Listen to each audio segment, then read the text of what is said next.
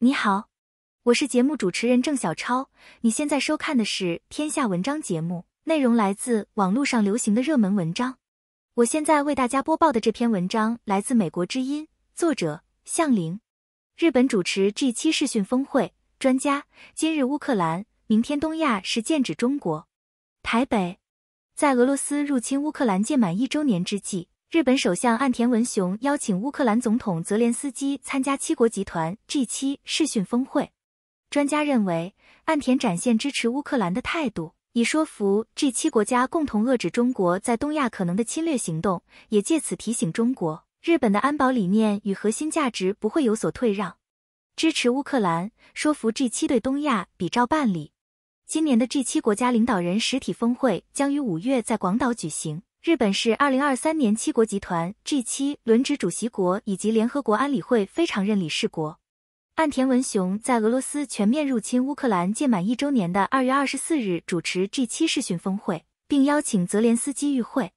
G7 这次举行峰会的目的，就是在确认对乌克兰的支持和对俄罗斯持续的制裁方面，展现 G7 的团结和一致。岸田2月20日在日本智库日本国际问题研究所 JIIA 举办的第4届东京全球对话论坛致辞时表示，日本正面临严峻的安全保障环境，看到以武力试图片面改变现状的现实，对于今日乌克兰、明日东亚怀有强烈的危机感。一般认为，岸田除了批评俄罗斯对乌克兰的侵略之外，提到东亚就是在剑指中国。岸田当日宣布，日本将向乌克兰提供一笔55亿美元的新援助。在2月20日的论坛上，日本外务大臣林芳正也强调，新兴国家试图以武力、经济力片面改变现状，使得国际秩序受到挑战，被视为是在影射中国对世界的经济安全保障造成的问题。前美国海军陆战队上校、日本战略研究论坛高级研究员格兰特·纽瑟姆 Grant Newsham 以电子邮件告诉美国之音，日本在俄乌战争的议题上是将中国因素放在第一考虑，因为日本比美国更害怕中国会逐渐主导整个亚洲，进而主导日本。他指出，在过去的5年里，日本终于清醒过来，十分重视中共对日本造成巨大的威胁，特别是俄罗斯对于乌克兰的侵略，让日本意识到战争很可能就在眼前。纽瑟姆认为，虽然从去年11月开始，日中逐渐展开高层级的对话，但都是作秀性质，只是避免紧张情势升高，因为中共并未改变侵略性的本质，而日本也深知这一点。其实两国心里都知道随时有可能开战。由于日本和中国都不会让步，岸田为了不让中国逐渐站上主导的地位，必须不断地在国际舞台上展现日本对于俄罗斯侵略行为的坚决反对立场，并持续支持乌克兰，让 G7 国家在未来可能发生的日中冲突中也支持日本。日中关系专家、台湾绿洲文教基金会执行长谢文生认为，自从俄罗斯入侵乌克兰以来，岸田对此所采取的应对基调就是今日乌克兰，明天东亚。他对美国之音说，这1年来，日本所有的包括外交、包括国防的作为，都是在针对中国企图以武力片面在东亚改变现状的预防措施。去年日本很快地加入 G7 对俄罗斯的制裁，也是因为考虑到未来如果这种侵略行为发生在亚洲，日本要有立场要求 G7 国家比照办理。只是对岸田来说，现在最烦恼的是，日本身为今年 G7 的东道主，可是他却是目前唯一尚未现身在基辅的领导人，这让他在 G7 今年的主要议题，也就是乌俄战争上的发言与主张上，会变得没有太大的说服力。谢文生指出，日本很快的就加入对俄罗斯制裁的行列。林芳正也对此表示，考虑到将来若发生在亚洲，我们今日若没能配合，将来也没立场要让 G7 国家比照办理，就是直接指出让日本最担心的是中国的威胁。台湾国防安全研究院政策分析员詹祥威在接受美国之音的采访时表示，岸田在这个时期不断重申所谓的国际法、国际秩序，也多次表明支持乌克兰，其实也是在提醒中国，虽然过去1-2个月日中双边努力营造适合会谈的友好氛围，但在相关安全议题上，日本仍然没有松懈。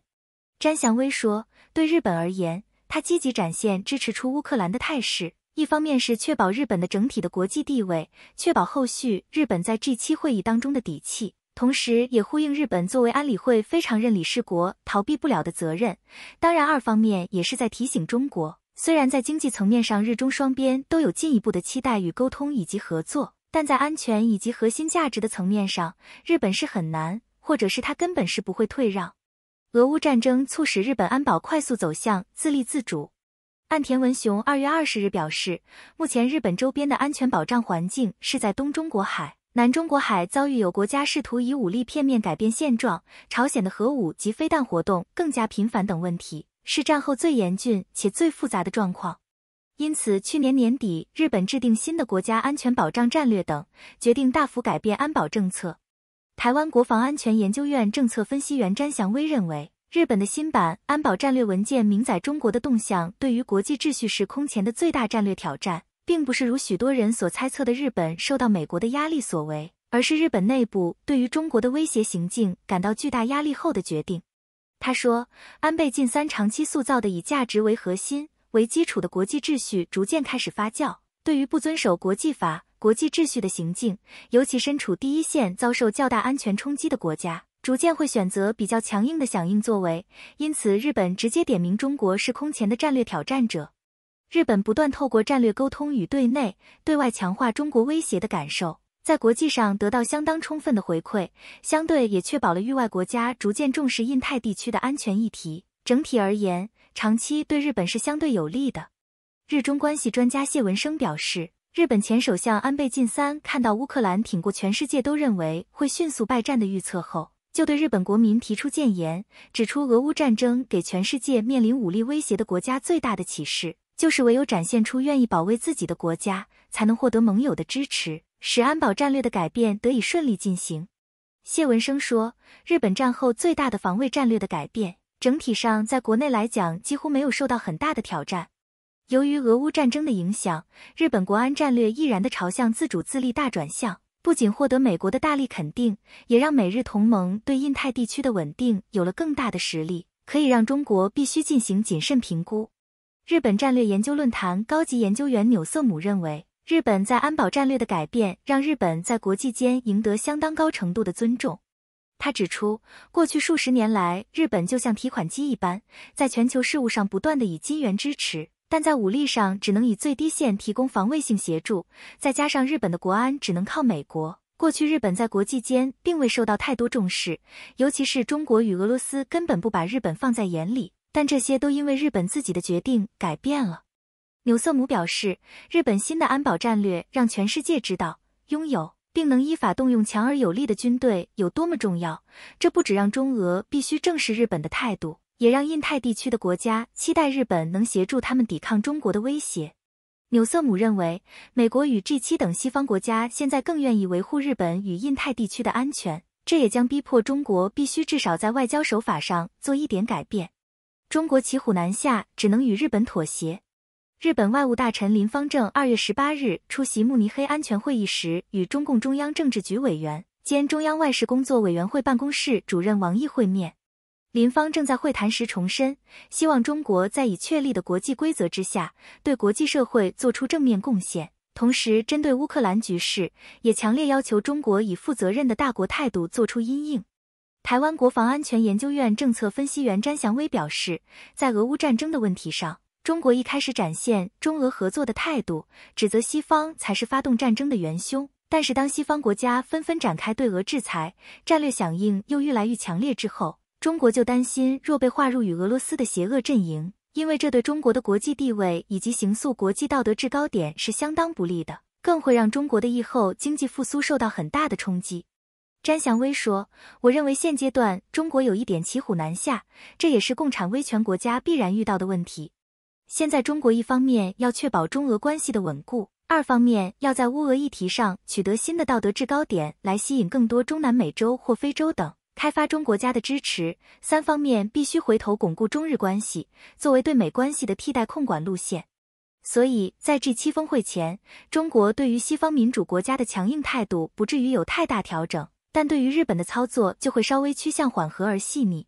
前美国海军陆战队上校纽瑟姆表示，中国也在观察 G7 各国的反应，如果 G7 国家在支持乌克兰方面表现出一定程度的团结，并对俄罗斯和中国采取强硬的态，北京就会展现更通融的外交态度。如果中国发现 G7 国家的弱点，像是成员国有迟疑不决的现象，或是国内产生混乱，中国就会维持对西方国家的强硬态度，因为中国自己认为已经处于一场与西方世界的长期抗战中，只是在战术上有所调整。